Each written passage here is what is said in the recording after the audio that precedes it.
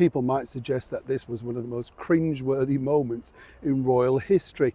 Well, it certainly was slightly embarrassing, and I should know because I was there in the press pack that night. We literally could not believe what was happening in front of our very eyes and ears. It wasn't the sort of royal protocol that you would normally find or indeed adhere to.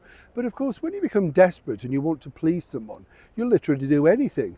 And that's exactly what Prince Harry's now done.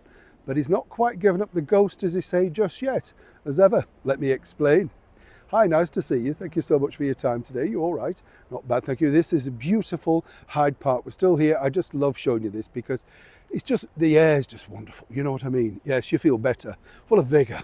Well, I don't know about that. I don't know whether you feel full of vigour at all. You know what it's like. You got to sit down, don't you? Aren't park benches now uncomfortable? Is it just me? They used to be sort of comfortable, didn't they? And you could sit there for a long time. Now they're all right. It's me. Is it me?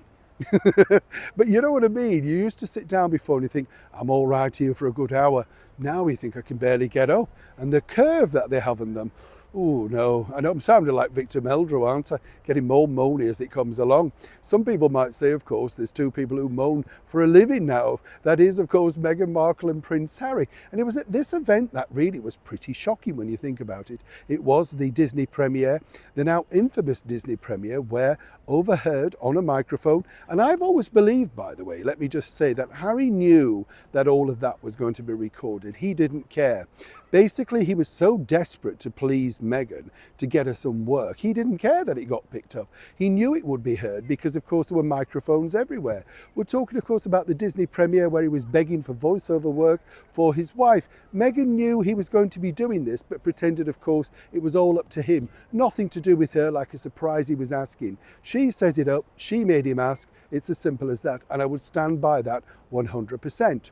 But now fast forward a few years and the CEO of Disney, Bob Iger, is literally back and up and running because he's picked up an award recently from an investiture from none other than His Royal Highness the Prince of Wales, Prince William. Iger was one of the last knighthoods to be approved by Queen Elizabeth II before her death in September 2022 and was bestowed for his services for fostering UK-US relations in the movie world.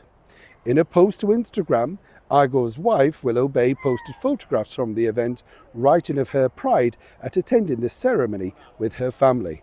She wrote, "Today at Windsor Castle, Bob received an Honorary Knight of the Order of the British Empire, KBE, presented by William, Prince of Wales. She said it was truly an incredible experience and a very proud family moment." You might suspect, of course, that this simply was, shall we say, another one to notch up of people that they weren't speaking to.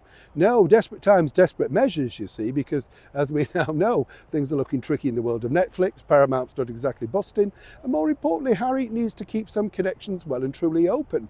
And guess what? I've been told from an excellent source, and as ever we have to say allegedly, that both Meghan and Harry have sent along a congratulatory letter, card and flowers to Mr. Iger, saying it was a well-deserved award. Now let's not forget, Meghan managed to squeeze out a voiceover all on a documentary about elephants. And there was some mismatch about what happened to the fee. Was it donated to charity?